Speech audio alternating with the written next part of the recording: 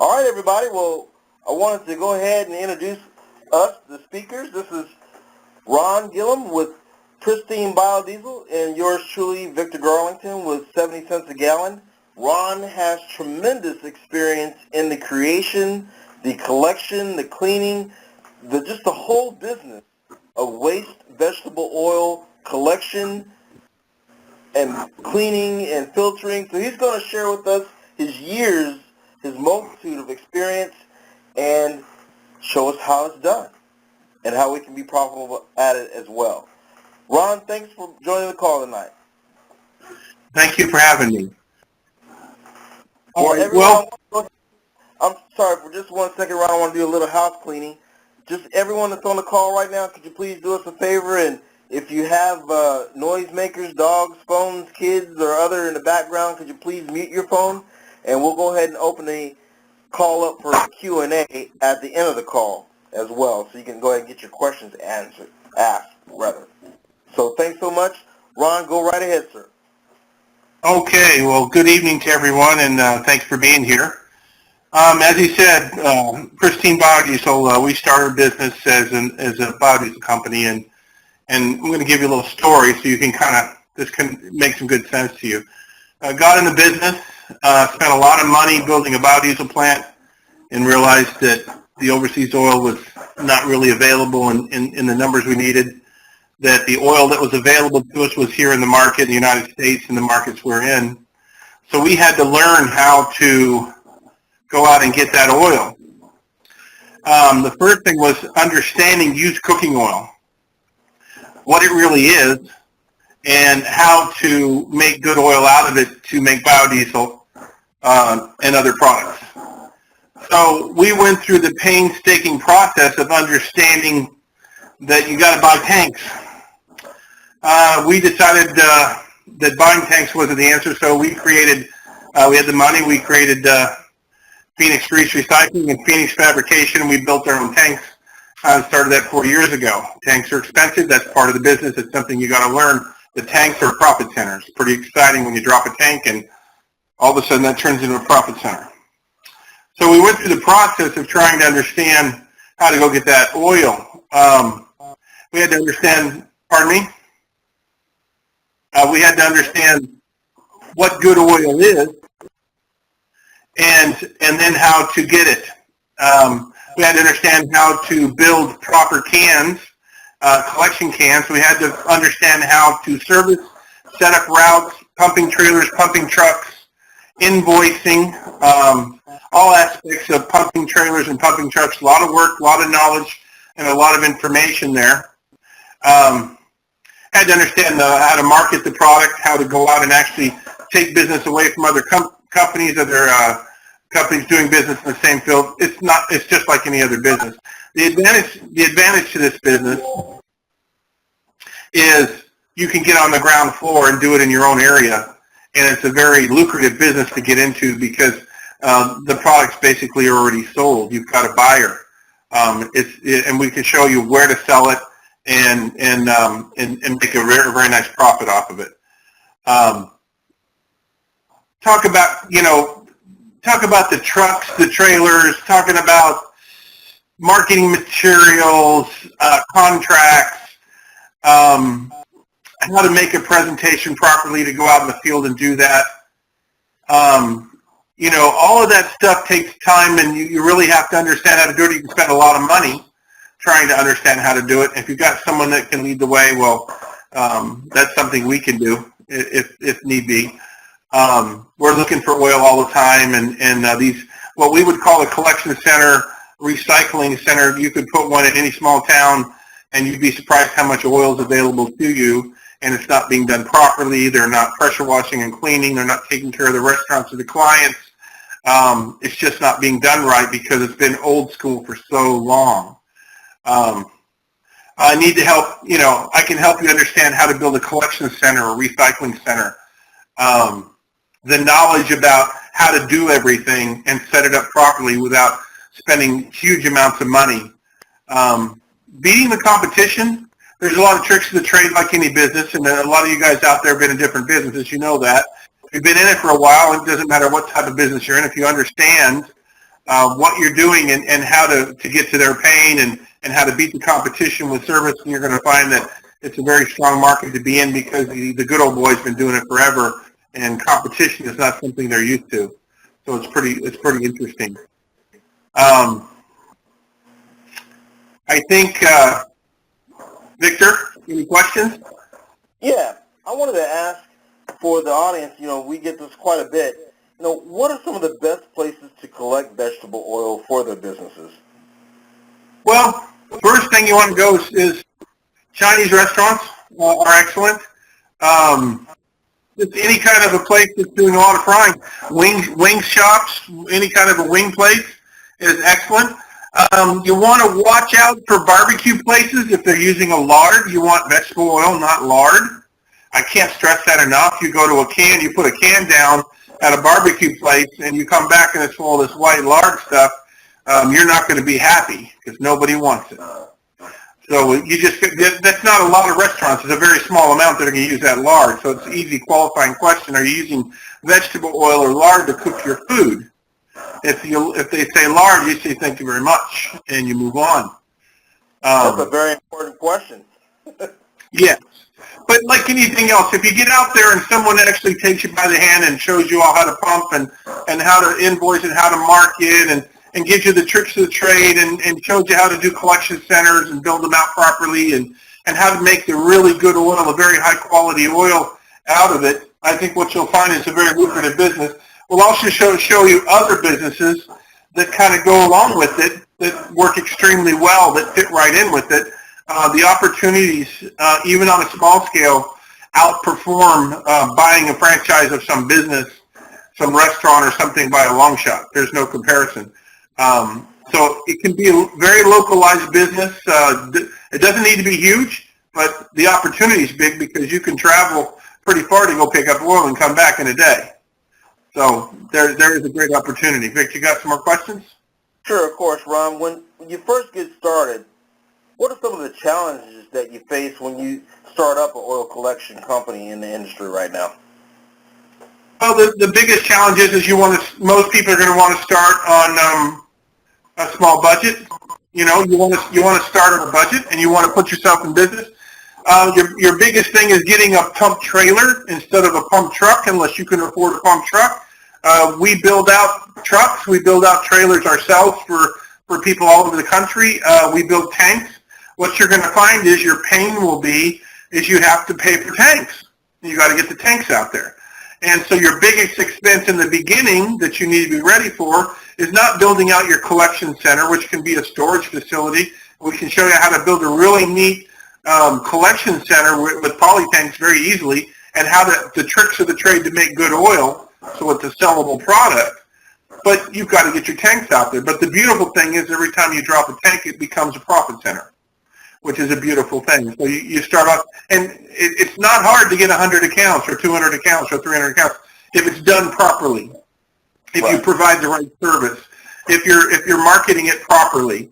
It's not difficult because the old school guys who you think you're afraid of, they don't do a really good job, and they're easy to beat. If you go drive around behind restaurants, what you're going to find is it's a mess back there. It needs to be cleaned up. Somebody needs to be there that's going to take care of them. And trust me, when you do, they'll never leave you. They won't leave you. Sorry, but once you get your equipment and you're ready to go out and start getting new contracts with these restaurateurs or barbecue joints or whomever, talk about a little bit to our listeners on how to go ahead and setting up to get that contract. What does one say? What does one do? Well, basically, you don't go in the front door, you go in the back door. You go like a supplier of products, and you've got yourself a company shirt on and a business card and a marketing book, and you go in there and say, hi, this is Ron with Phoenix Grease Recycling, and I always take a picture of the cans in the area and say, hey, I want to talk to somebody about this, and I hold my phone up and say, I need to speak to somebody about this. They think I'm a city official, actually, and then you get right past all the gatekeepers, you get right to the manager or owner, and you introduce yourself, and you sit down, and we have a marketing book, and we go through our marketing book, and we have all the contracts and all the information. that you need to sit down and make a perfect presentation. We also have videos of showing what we do and why you want to use our service, and that tends to get them sold right there. If you're selling on price, there's something wrong. You don't need to. You need to sell on service.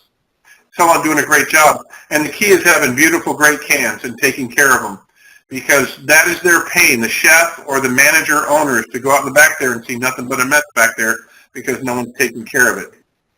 Could you expand on that pain a little bit? You know, you've said that before in a call. What's the pain that the restaurateur or owner or manager is feeling back there that would make him want to do business with an oil collection company? Well, the biggest pain is the old school guys don't clean.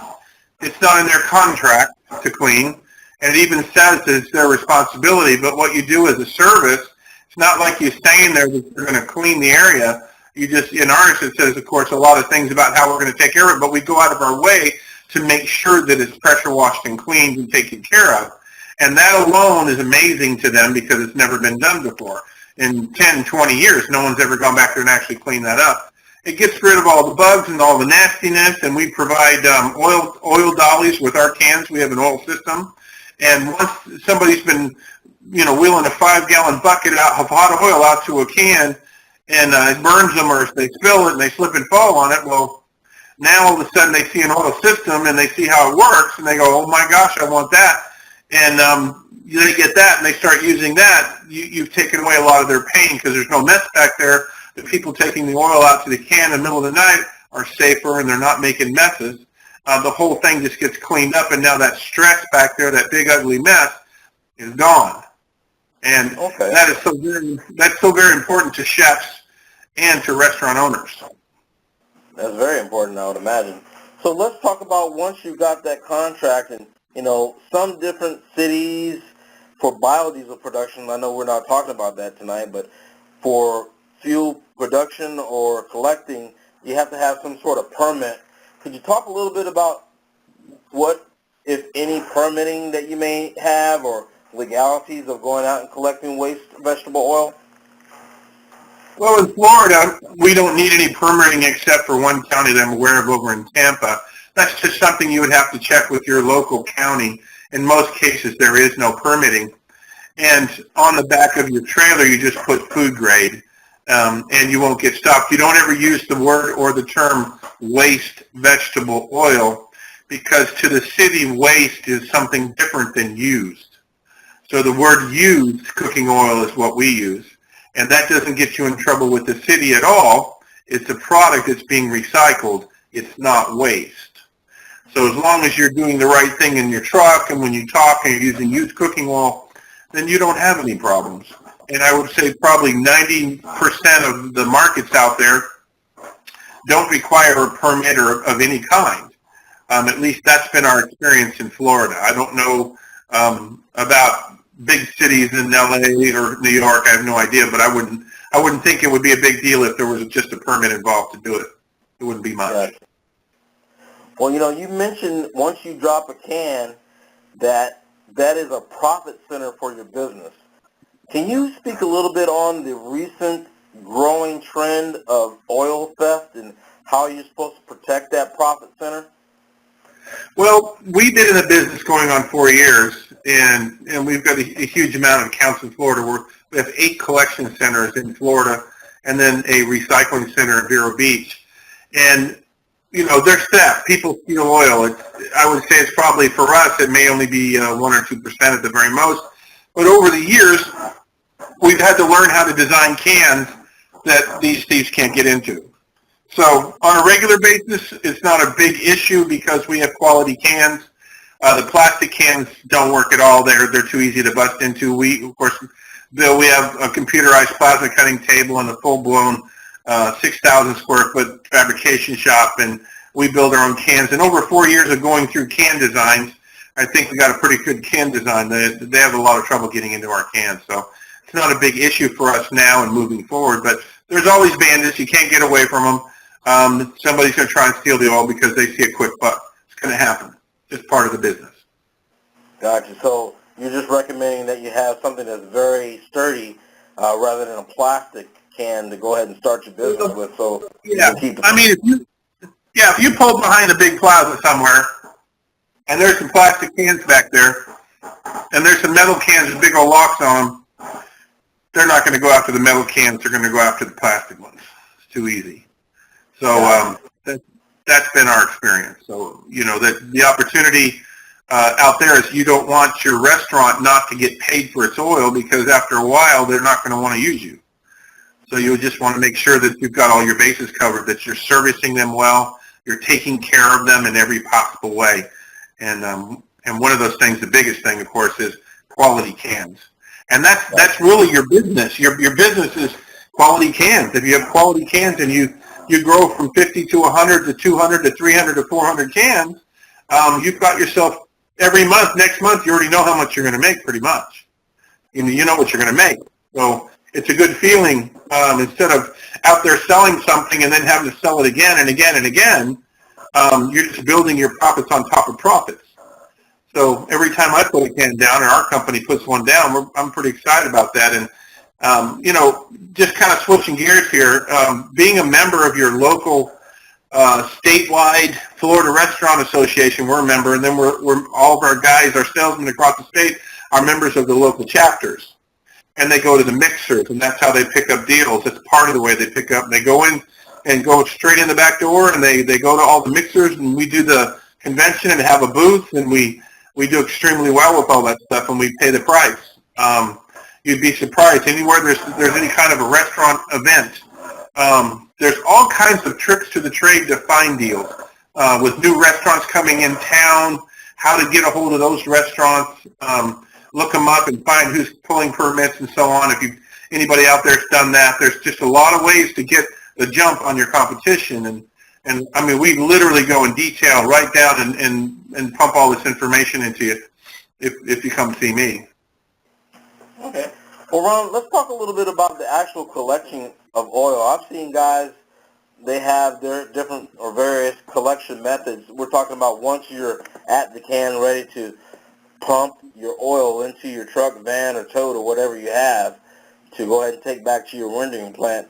Are you pumping from the bottom, the top? What if there's a bunch of oil that has water on top of it?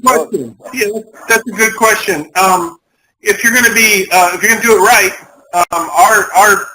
our wands have a clear tube in them, and all our tanks, we know exactly how many gallons they hold, and we actually measure. So basically, we put a measuring stick in the tank, and based on the size, because we offer different sizes, there's a book that shows if it's this many inches, this is how many gallons it is.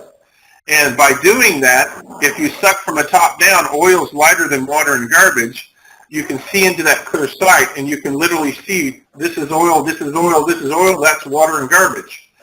And you stop and measure again, and that's where you get your measurement to pay them from.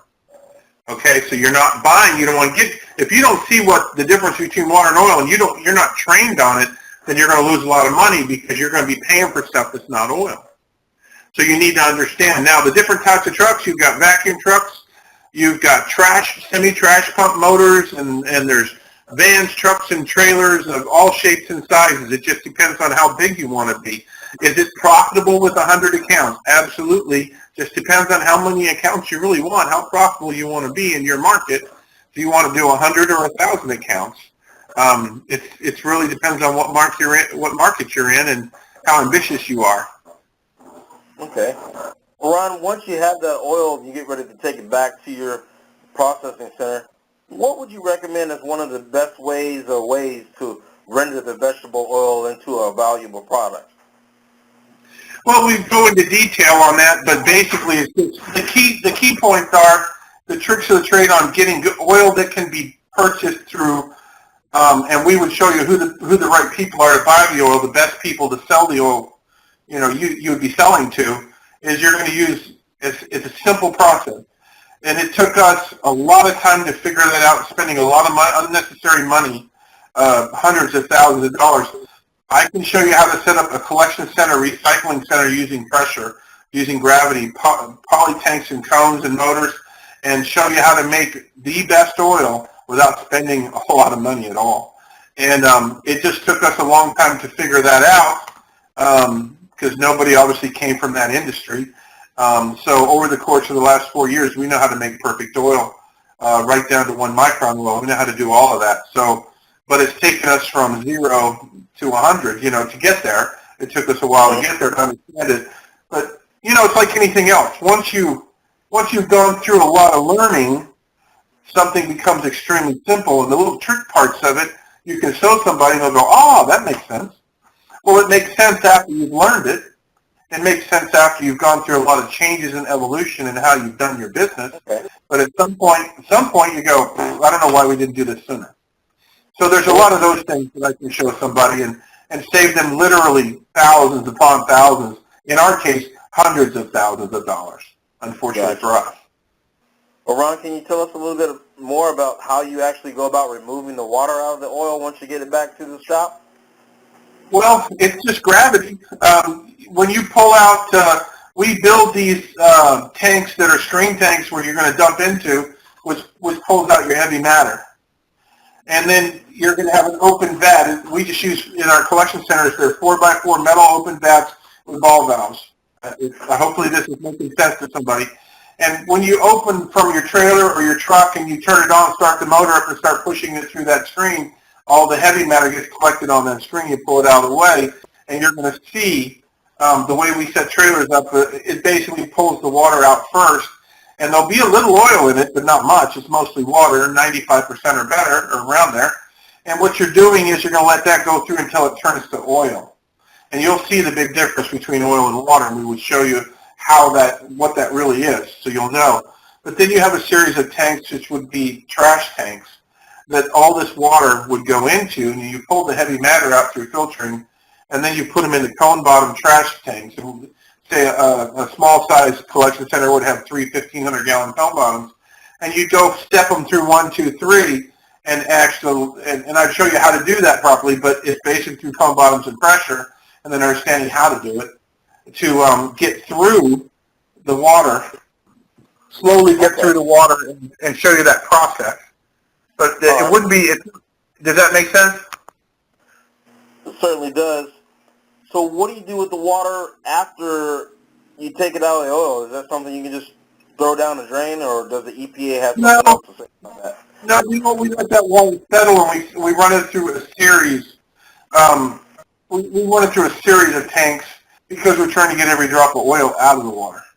Now, there's going to be heavy matter, cakey matter, where you've already got the heavy matter, the crunchies out in the filter box.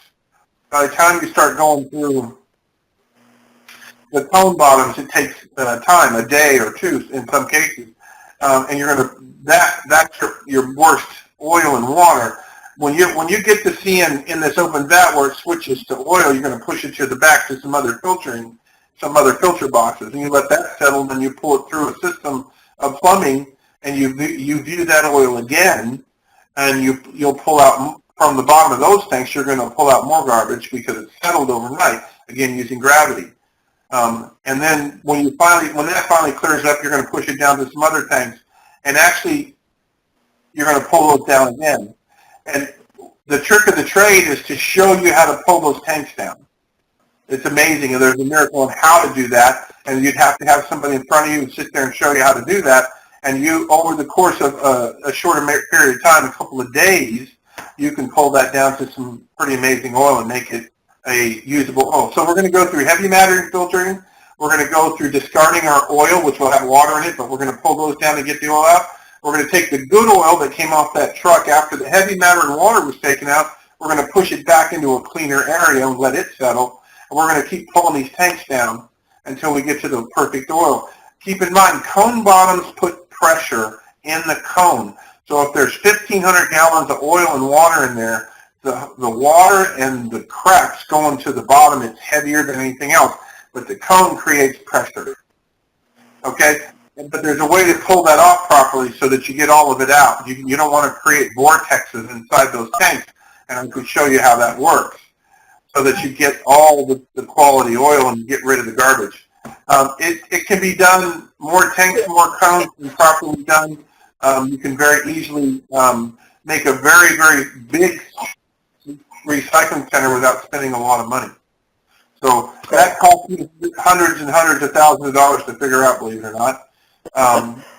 Definitely do believe that, Ron.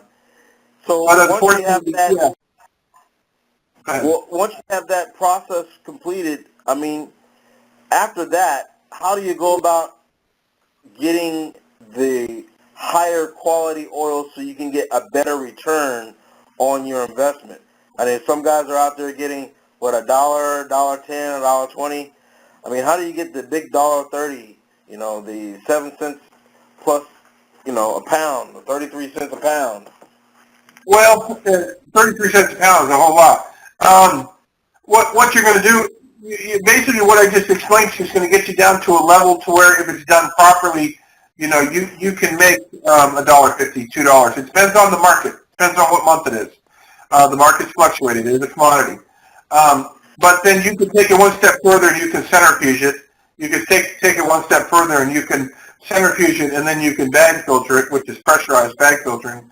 And then you could take that oil down to 1 micron, and then you could take that and put it in a vehicle or tractor, a truck. You can put it in a boat. You could do. There's so many things you could do with that oil after that fact. So there's a lot of things that are available. Just depends on how you want to, where you want to take that oil. But there's a lot of other things that I've done and we've done as a company to sell that out. We sell it out to shrimp boats using it as a fuel. So it just depends on what you're doing with it. What's your aspirations? Do you have a lot of contractors around you? Do you have a lot of farmers around you? There's an opportunity there. You can sell it for a much higher price. So there is a lot of opportunity for the oil. But there are commodities traders, and of course we know them, and we can get them in contact in your area. The oil is already sold. Just got to get it down to under 10% free fatty acids and under 2% water, and you can turn it into gold. You can make money with it. And that's not hard to do. Okay. Well, here's a good question, Ron. They're asking, well, 5 years ago, maybe 10 years ago, it was looked upon, this industry, the waste oil, yellow grease industry, as a waste. People were paying you to take that oil away. And now it appears that some of these restaurateurs are asking you to pay them for the opportunity to take the oil. So let's talk about oil and how to know what to pay if you should have to pay. Okay, well, it's a good question. First of all, yes, that's a good question. Years ago, these big old companies, they charged to drop a can, and they charged to pick up the oil. And it was taken away, and it was used in other things, but basically it was considered a waste product.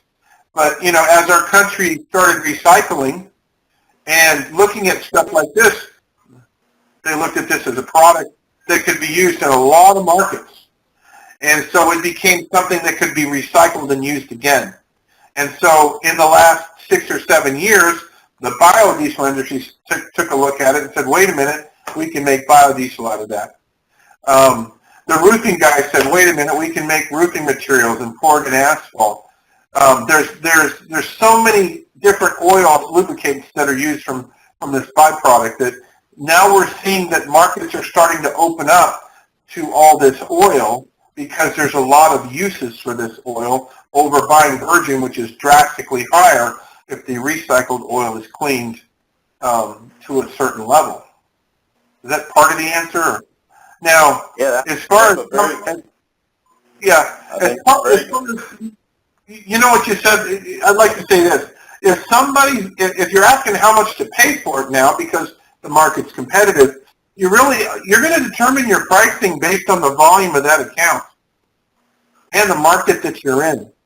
So if it's only going to be 15 or 20 gallons a month and you've got to stop there, take your time 15 minutes at that stop to pick it up, you're not going to pay a lot for that. But if you go to another one and you pick up 200 gallons, you're going to be able to pay more for that. And plus the competition is going to pay more because it doesn't take that much more time, really, because it's more time setting up than it is to suck it out. So what you're going to find is if it's, you're putting out a 55-gallon tank or a 150-gallon tank or a 300-gallon tank, you're going to pay different prices just like anything else based on how much is going to be produced at that account. I think that probably is something they were probably interested in too. Yeah, that's a good answer, Ron. Another question here is about the free fatty acids. What goal should they aspire to as far as the quality of their oils when you talk about the material in the free fatty acids or MIUs or water? I mean, what is the ideal levels for that they should be shooting for? You're looking at under 10 free fatty acids. That means the oil hasn't been burned up too bad. That creates more free fatty acids. And the water content in that oil has to be less than 2% water.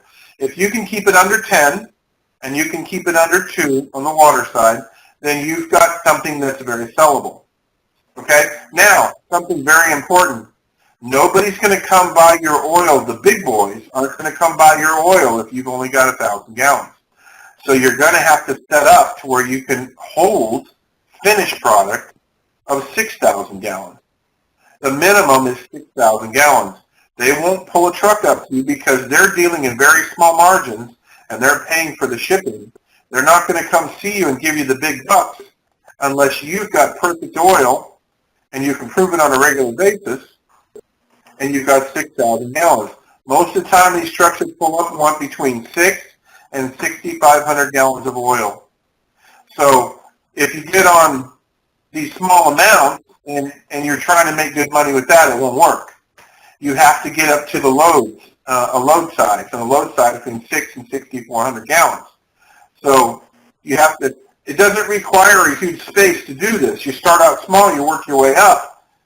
But when you can get to yourself to get to the 6,000 gallon load range, now you're in the big leagues, and now you have an opportunity to make the most possible money that's available. And I don't have any trouble if you come to my place and me showing you all of this. And you'll see all this at my place. My place is 26,000 square feet. It's kind of big. Yeah, we have collection centers all over Florida, and the average collection center is 1,500 square feet, and I have 8 of those. So it just depends on how big you want to be. We got another interesting question for you. This gentleman from the Northeast, he says, during the colder winter months, how do you suggest he basically change his business to collect out of cans that might be some semi-solid? Well, we build a special line of cans, a new line that's just coming out, that have torch tubes in them. So they have a tube running straight through about 6 inches off the bottom of the tank, and it'll have a torch tube. You get a propane tank and a heater, which you know all about, and you just hit it in there and hit it for a little bit. It'll break up the water and loosen up the oil, and you suck it out. And that's how you do that. It takes a lot to get oil frozen, but the water, which is the heaviest part, is on the bottom. So basically what you're doing is you're going to heat that tank up and pull that oil out. Okay. Good news. All right. And I guess the same gentleman had a follow-on question. Do you have or know of if this oil can be used as heating oil to replace the heating oil they buy up in, say, the colder areas, Pennsylvania, New York, New Jersey? There's absolutely no reason. Yeah, there's no reason why it can't be used as heating oil at all. Of course it can. It's a perfect heating oil. I do know that brown grease oil, which it comes from a trap, gets used and cleaned and mixed and used as a heating oil. Vegetable oil is a perfect heating oil, so I don't see a problem with that at all. Not at all. So I don't know what. Yeah, and keep in mind another thing is vegetable oil can be mixed with other things. If you need to bring up the octane, you probably don't in a house. The nice thing about heating vegetable oil is that it doesn't start a fire until you get to 475 degrees or higher, or I think it's 500 to get the flash point. So it's a very safe oil. Okay. Now, with that, if any one of you that are listening in this evening will look at some of the legislation that they recently passed in the New York, New Jersey areas, yellow grease or waste vegetable oil as a heating oil, they actually passed legislation. So there is an opportunity, if you are a collector in that area, to sell this as a direct heating oil Just wanted to point that out to you for those of you that may be in that area. I could see winters being big for collectors up there too. That makes sense. They've got a perfect market. Everybody up there is looking for heating oil. So then what you'd want to have is the ability to clean the oil down to 1 micron and make perfect heating oil is what you'd want to do. Okay. Which can be done easily. So that's an opportunity, big opportunity. So we have the tanks. We have the tank designs for theft. We also have the torch tube designs. And as far as the collection center, the recycling center, how to set those up properly, all the marketing materials, us and the training, and any part of that, is available to you through Victor. We could talk. I think what you'll find is it's a great business. The beautiful thing about this business is, and I can't stress it enough, once you drop a can, it turns into a profit center. So this one only makes $10 a month, but this one makes $150 a month. This one makes $50 a month. But it's a beautiful thing when you're doing a great job and you're taking care of your clients and they love you, and those are all paychecks. And they just add up. Questions for you that just came in. Gentleman asked, can I include grease trap waste with used vegetable oil? Well, what you're talking about is brown grease, and brown grease gets used, as a heating oil, which is, what brown grease really is? It's vegetable oil. But it's nastier vegetable oil because it was put down into the trap, which is a big tank under the ground, which is a tank required by the county or the city in your area when they clean and, and all that. So you got chemicals and you've got water. It's mostly water. So trap grease is really dirty vegetable oil. So the answer is yes. You can mix it with vegetable oil, but that vegetable oil may have a little bit of chemicals in it or some other stuff in it. So it's not going to be as clean as if it's coming out, hopefully, out of just a used cooking oil can. So you absolutely. The interesting thing about trap grease, if he's a trap grease guy, he probably knows this, is if you go drive by a restaurant, you go in the back of a restaurant, you pull one of those trap grease lids, first of all, they stink to high heaven because there's so much water in there and there's so much crap in there, and it's actually just like flour, cakey matter, and material chemicals. But that breeds bacteria. Water in vegetable oil or water, the smell you're smelling is a bacteria. It's not the oil. It's creating a bacteria, and that bacteria is giving off that nasty smell. But the interesting thing about the trap grease, the trap tanks, is the oil is sitting on the top. Oil is lighter than water. So if there would be some way you could see when it turns to water, and I can show you what it looks like, but there's always a layer. It's a very thin layer in most cases. The smaller restaurants that don't even have cans, they'll just dump it down the drain anyway, go in the trap, and it'll hit the road. A lot of restaurants that we do, we've put cans in. They never did have a can until we showed up. They were just bringing it out, hauling it out, lifting open the trap, and pouring it down the trap. And the big open container. So, yes. And just keep in mind, we actually run our vehicles off of vegetable oil, 1 micron vegetable oil. We run everything off vegetable oil, all the diesels. So, and they run beautifully, and we've done that for years. But then again, you've got to understand what kind of oil we're making and how you can do that. But I mean, you can run your tractors and your trucks, and you can mix biodiesel. You can go ahead and pour 50% vegetable oil with regular diesel and go down the road, and your truck will be fine. Fords are better.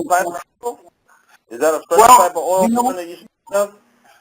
You know what? There's kits you can buy, dual tank systems with heaters, to bring up the viscosity of the vegetable oil to where it'll work better, perform better in the newer trucks that have higher common rail with higher pressures. But the older trucks, like a Ford with an international motor that has lower pressures, actually heats the oil in the head. And those trucks actually have the ability, because those older trucks, like a 96 Ford, is a great truck because they have a 7.3 in it. And those trucks actually have 2 tanks already. You can put 80% veggie in one tank and 20% vegetable, and then put 80% diesel and 20% vegetable in the other one.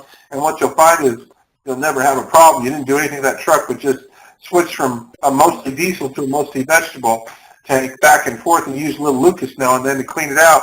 We don't have any trouble at all with them. But the key is getting perfect oil. And that's something I'd have to train somebody on how to do, because there's a lot of fat in the oil, and you got to understand how to get the fat out. Get the fat out, you won't have any problems. It won't mess up your fuel lines. It won't mess up your truck. But you can certainly go out and buy a $2,500 system, from Golden Fuels or somebody like that, and get it all hooked up, and they got fancy setups, and they work fine. It'll save you a fortune in fuel. Or you can just go buy a 96 Ford with a 7.3 and just make it really nice and use it as a pulling trailer. Pull your trailer and use it for a work truck, and that. Of course, we have big cats we do it with, and we use our generator at the plant with it. And I've got newer trucks that we use it on with filtering systems, and we've got it from one end to the other because we play with all of it. And your fuel costs every month, doesn't it? It makes a huge difference in your fuel costs. You can go out and pump, and you're running on vegetable oil, and you're running around picking up all your stuff, and you got all that oil for 50 cents a gallon. You don't have much of a fuel cost, do you? That's amazing. Ron, I got another question for her. Just came in. It says she wants to know, can she mix different types of oil together? For example, canola, soy, or other? Absolutely. They're all oils. It's a beautiful thing. Peanut oil, canola oil, all of that is just fine. Soy oil. And see, when you go out to restaurants, it's mostly going to be soy or canola. You're not going to see a lot of peanut oil. That's just a very high-end oil. You're also going to, that's really, when you mix those together, that's a great hybrid oil. It's a great oil. So, no problem with that at all. None whatsoever. Well, Ron, we're at our 45-minute mark here. Before we get ready to open up for the final Q&A for the evening's call, are there any other tidbits or ins and outs that you'd like to share that is important to you, that you'd like to share with the crowd? I think the most important thing I could say to you guys are obviously on this call because you're interested in going into business for yourselves, and you're looking at a business opportunity. And I think you're looking at something that is extremely profitable, and it really just depends on you as a person. You have to ask yourself, can I do this? Do I see myself doing this? If you have the right people helping you and supporting you and putting you in the right way in every part of it, it's very doable, extremely doable. The nice thing about this business is it's all about, you buy a business, they always say location, location. Well, how about the whole county's your location? How about 4 counties is your location? So that's not an issue. It depends on you. Do you want to go out and join the restaurant associations? Do you want to get involved with the Chamber of Commerce? Do you want to go in the back doors and shake hands? If you do, trust me, it's not hard. It's not hard. The hardest thing you'll have to do is save your money and buy cans. Once you buy cans and you get 100, 200, 300 cans out there, you got yourself one heck of a business. Now, someone mentioned trap grease. That's something we will be going in detail at some other time, but trap grease goes right hand in hand with used cooking oil. It's a great business to be in. If you get in the door and you start doing a great job on used cooking oil, and you pick up 100, 200, 300 accounts in your area, you might be looking at, this makes sense to go ahead, now that all these people love me, that I can go back in there and shake their hand and do their trap grease. Now you just doubled your money. You just doubled your money. So it's easy to get in with used cooking oil, actually. It's easy if you're doing it right and you have all the right equipment, and you can get out there and get those accounts, and then you can step up and you can add a business to this very, very easily. Very easily. So that's what I have to say. Well, that's great, Ron. So right now, everyone, we're going to go ahead and unmute all the lines. Just feel free to ask any and other questions that you have for our trained professional here, Ron. He's been in business about 4 years now plus, and as you already know, he spent tons of money and tons of time trying to figure it out for himself, and he's very successful at it. So go ahead and ask your questions right now. You are all unmuted. Go right ahead. Other part. Say that. I'm sorry, say that again.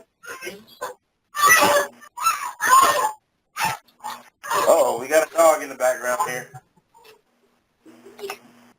Let's see, we have some folks on.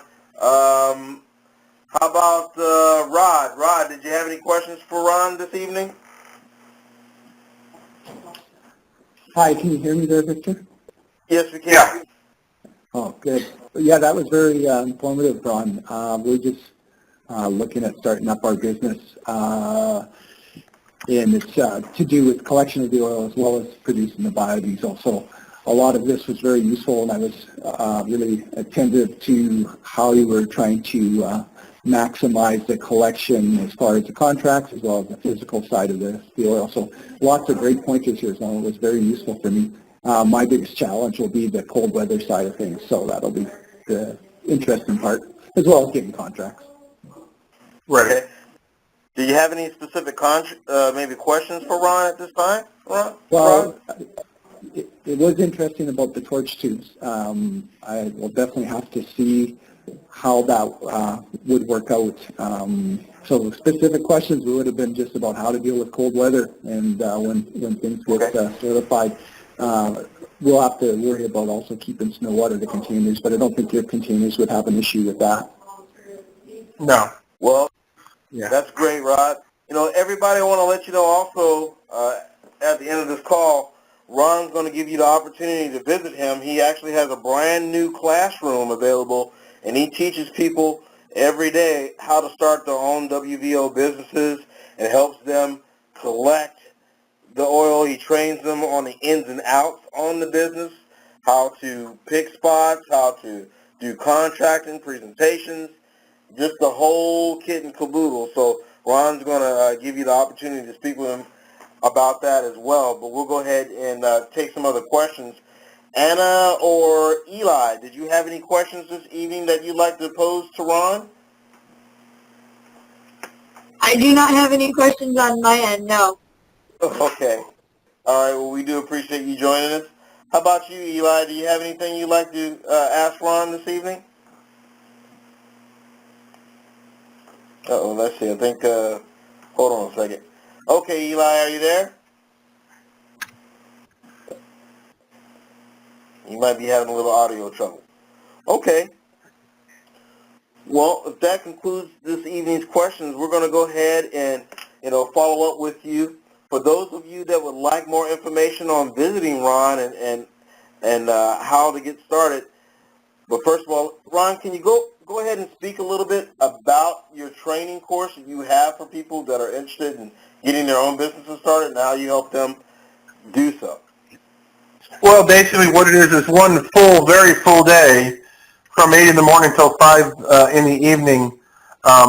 It's a curriculum classroom. Full of all kinds. You're going to be at a 26,000 square foot recycling center fabrication shop. You're going to be able to see everything that's going on and how everything works at those facilities. The curriculum is from A to Z. Then on the second day, on Friday, we get up really early and we take off and we go follow a truck pumping.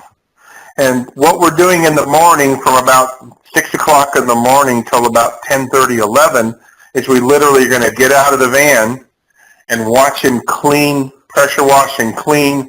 You're going to watch him pump. You're going to watch him invoice. You're going to watch him talk to the managers and the people and move on to the next stop.